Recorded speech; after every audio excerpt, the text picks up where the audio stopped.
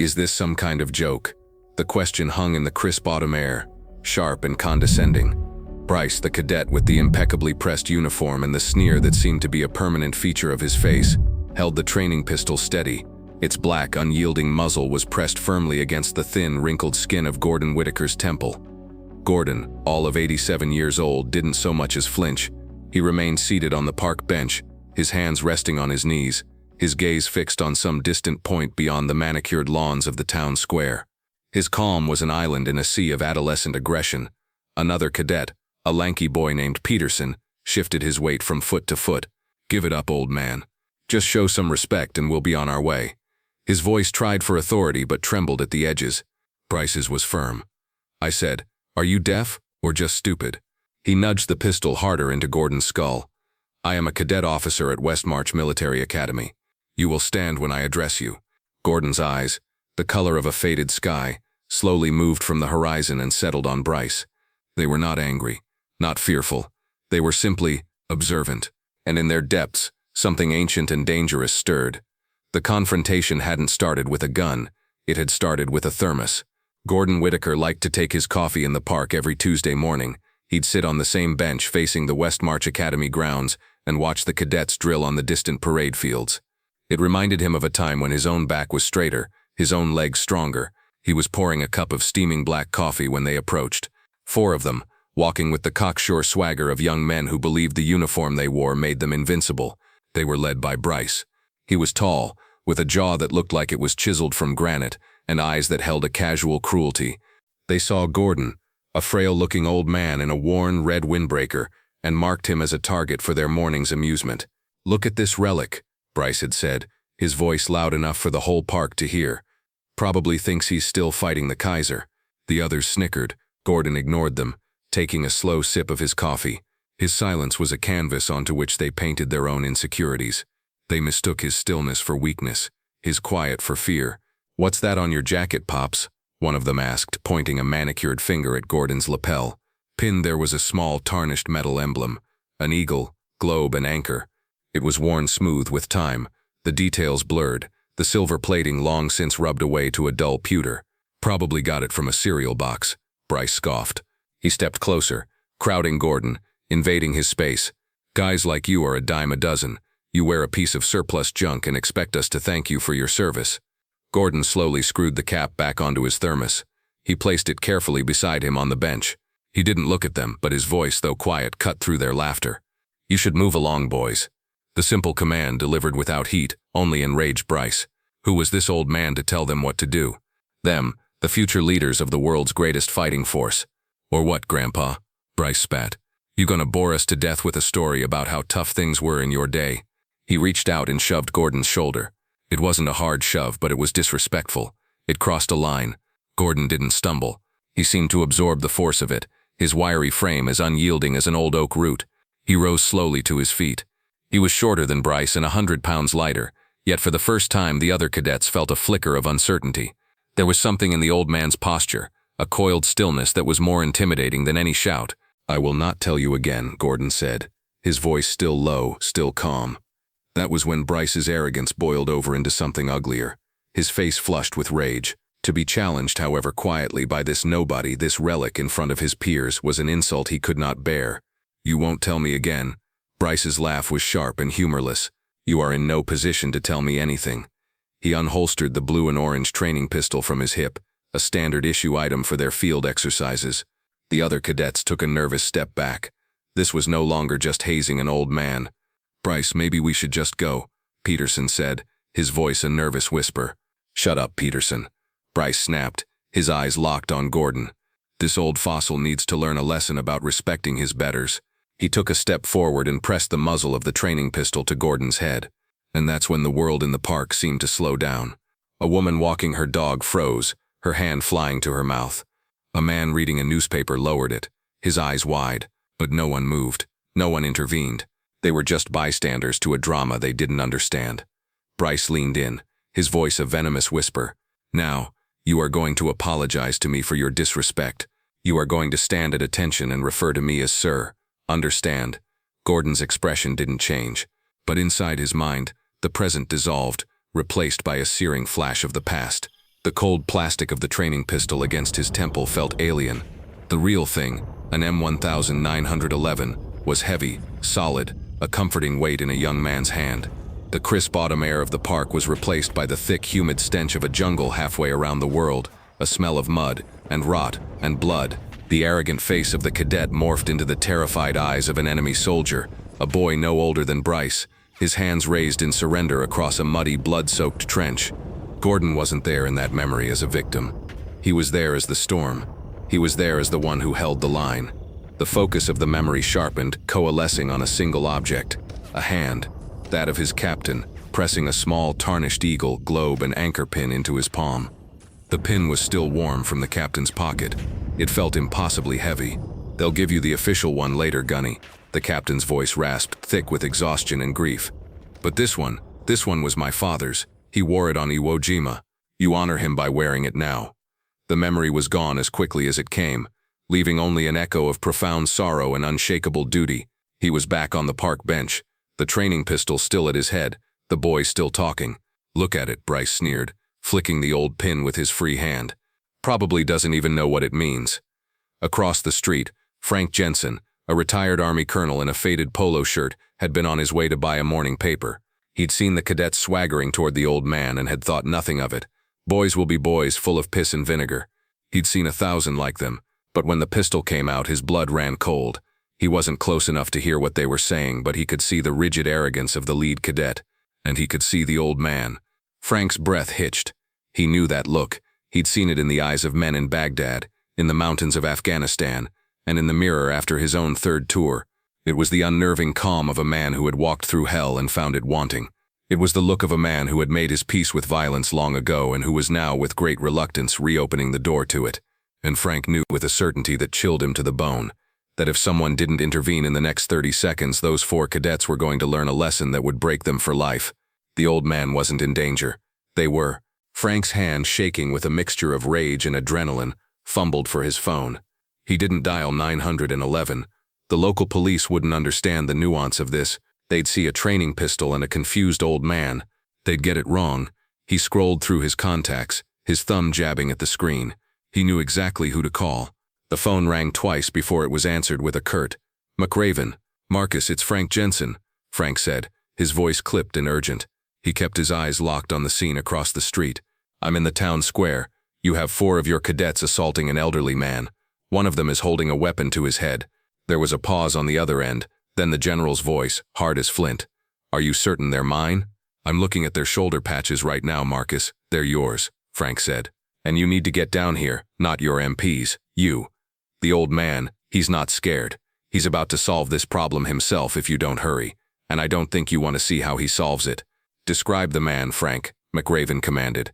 "Elderly, maybe late 80s, wiry, faded red windbreaker, and he has a pin on his lapel, an old eagle, globe and anchor." The silence on the other end of the line was suddenly profound. Frank could almost hear the gears turning in the general's head. "Frank," McRaven's voice was different now, tight with something that sounded like dread. "Describe the pin." "Exactly. It's old," Frank said, squinting. "Tarnished, worn almost smooth. Looks like it's been through a war or two." A sharp intake of breath. Then, "Stay there, Frank. Don't let him leave. I'm on my way." The line went dead. Frank Jensen lowered the phone, a knot of anticipation tightening in his stomach. He had a feeling this was about to become a very interesting Tuesday morning. Inside the stately oak-paneled office of the Commandant of Westmarch, General Marcus McRaven stood ramrod straight, the phone still pressed to his ear long after the line had gone dead. He placed it back in its cradle with a deliberate, controlled motion that betrayed the storm raging within him. Tarnished, worn smooth, an old Marine. His mind raced, connecting dots that had been scattered for decades. "Captain," he barked at the aide standing by the door. "Sir, get me the Level 9 clearance archives. I want the file for Operation Nightfall, not the declassified summary, the original, sealed records from Sinpak. Now." The captain's eyes widened. "Sir, that file is under triple seal. It requires presidential." "Did I stutter, Captain?" McRaven's voice was a low growl that tolerated no argument. The aide paled, nodded, and practically ran from the room. McRaven turned to his secure terminal, his fingers flying across the keyboard. He entered a string of alphanumeric codes that granted him access to the military's deepest, darkest digital vaults. He typed in a set of keywords, Nightfall. Ghost Platoon. Sole Survivor. A single file appeared on the screen, its contents 90% redacted. But at the top there was a grainy black and white photograph taken over 50 years ago. It showed a young Marine sergeant, his face smudged with dirt and exhaustion, his eyes burning with an intensity that defied the monochrome image. Below the photo was a name, Whitaker, Gordon, and below that a designation that had become the stuff of legend in the shadowed corners of military history, call sign Ghost. McRaven felt a cold dread wash over him. It couldn't be. Not him. Not here. He grabbed his desk phone, the one with the direct lines to his senior staff. Colonel Davies, Major Thorne, assemble the entire command staff on the front steps. Class A uniforms. 5 minutes ago, he commanded. Scramble the command vehicles. Code 1 escort to the town square. Move. He slammed the phone down and strode towards the door, grabbing his formal peaked cap. The institution he commanded, the very bedrock of honor and discipline, had just committed an act of sacrilege, and he was going to have to be the one to atone for it.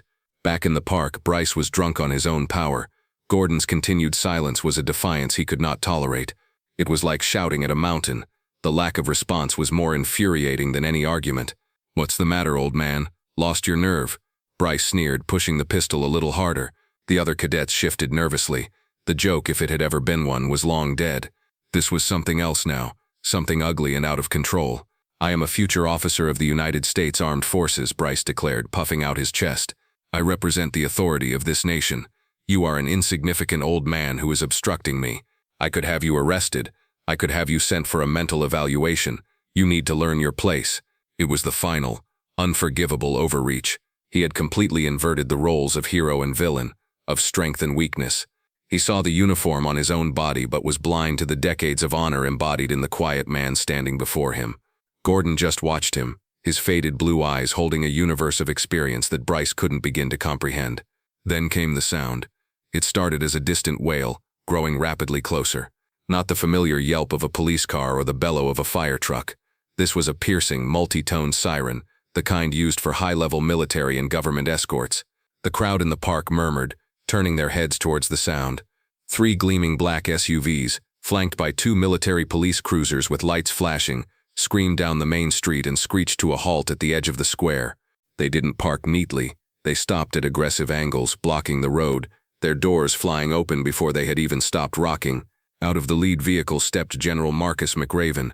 He was a picture of command authority, his Class A uniform perfectly pressed, his chest a solid block of colorful ribbons, his face a mask of cold fury. He was followed by his entire senior command staff, a dozen colonels and majors, men used to giving orders, not taking them, all moving with a synchronized, terrifying purpose. The 4 cadets froze, their blood turned to ice water in their veins. They recognized the commandant instantly. Bryce's jaw went slack, and the training pistol in his hand suddenly felt like it was made of lead. His face, moments ago flushed with arrogant power, was now the color of ash. General McRaven's boots crunched on the grass as he strode forward. He did not look at the cadets. He did not acknowledge the crowd.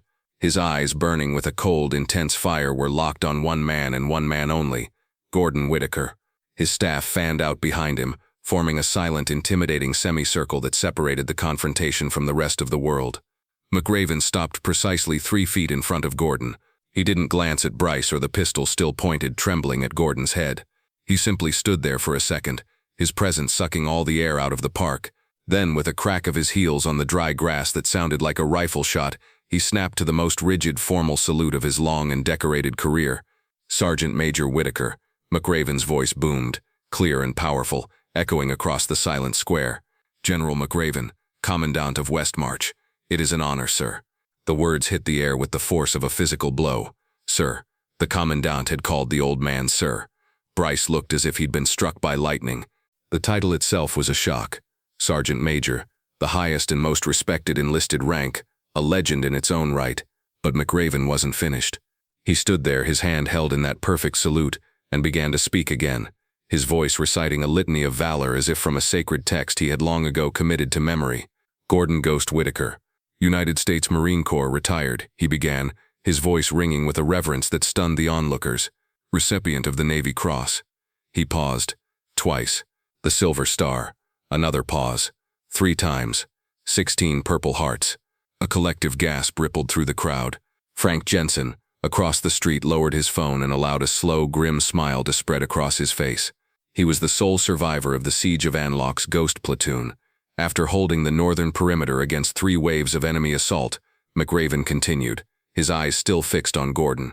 He is the man who single-handedly defended Hill 742 for 3 days and 3 nights with a captured machine gun and 7 rounds in his sidearm until reinforcements could arrive. McRaven finally lowered his salute, but his posture remained one of deep, abiding respect. Sergeant Major, your after-action reports are required reading for every officer candidate who walks through the gates of my academy. You are not a relic. You are the standard. The public vindication was absolute. The legend had been laid bare for all to see. The quiet old man in the worn jacket was revealed to be a giant, a pillar of the very institution that these boys had claimed to represent. Bryce finally clumsily lowered the training pistol. It slipped from his nerveless fingers and clattered onto the pavement. Only then did General McRaven turn his gaze upon the 4 cadets. The warmth and reverence in his expression vanished, replaced by an Arctic cold that was more terrifying than any shout. His voice dropped to a low, lethal whisper that was somehow more menacing than his earlier boom. "You," he said, pinning Bryce with a look of pure contempt. "Cadet, what is your name?" "Bryce Thompson, sir," he stammered, his body shaking. "Cadet Thompson," McRaven said, the words dripping with ice. "You put a weapon to the head of a living legend. You stood on the shoulders of giants like him to get a better look at your own reflection. You have disgraced that uniform. You have disgraced this academy. And you have disgraced the United States Marine Corps, whose honor this man defended with his own blood." He turned to his aide. "Captain, take them. They are expelled from Westmarch Academy, effective immediately. They will be processed out and escorted from this base within the hour. Their military careers are over before they began. See to it that their records reflect conduct unbecoming in the starkest possible terms." The cadets, white-faced and trembling, looked as though their worlds had just ended. They offered no protest as 2 stern-faced majors stepped forward to escort them away. McRaven turned back to Gordon, his expression softening once more into one of profound apology. "Sergeant Major Whitaker, on behalf of Westmarch and the entire armed forces, I am deeply and profoundly sorry for the dishonor you were shown today." Gordon Whitaker finally looked away from the horizon and met the general's eyes. He gave a small, almost imperceptible nod. He then looked at the retreating forms of the 4 disgraced cadets. "They're just boys, General," he said, his voice quiet but carrying a lifetime of authority. Full of pride with no war to put it in. "They need to learn that the uniform doesn't make the man. The man has to be worthy of the uniform." It wasn't an excuse for their behavior but a diagnosis, a piece of wisdom offered with grace instead of anger. Gordon's hand went to his lapel, his thumb gently rubbing the worn surface of the eagle globe and anchor. For a brief second, the park, the general and the crowd all faded away. He was 20 years old again, lying on a stretcher, the world a blur of pain and muddy green. A face leaned over him, his captain, a man he revered, his own face a mask of grief for the men they had lost. The captain pressed the small pin into Gordon's palm, closing his bloody fingers around it. "The official one will come later, Gunny," the captain had rasped, his voice thick with emotion. "But this one was my father's. He wore it on Iwo Jima. You honor him by wearing it now." The pin wasn't just metal, it was a link in a chain of honor, a legacy of sacrifice passed from one generation to the next, a legacy these boys had almost trampled under their feet. The fallout at Westmarch Academy was swift and decisive. General McRaven was true to his word.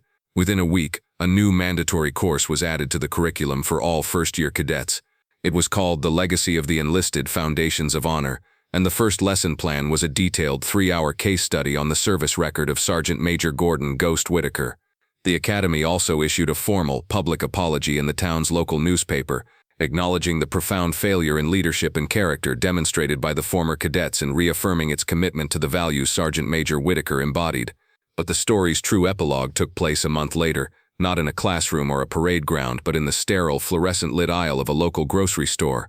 Bryce Thompson, stripped of his uniform and his future, was now stocking shelves, his movements mechanical, his eyes downcast. He wore a stained red apron and a name tag. He was restocking canned soup when he heard a quiet voice beside him. "The chicken noodle is better than the tomato." Bryce froze. He looked up slowly and saw Gordon Whitaker standing there, holding a shopping basket. The old man wasn't smiling, but his eyes held no malice. There was no "I told you so," no lingering anger. There was only a quiet, unnerving sense of peace.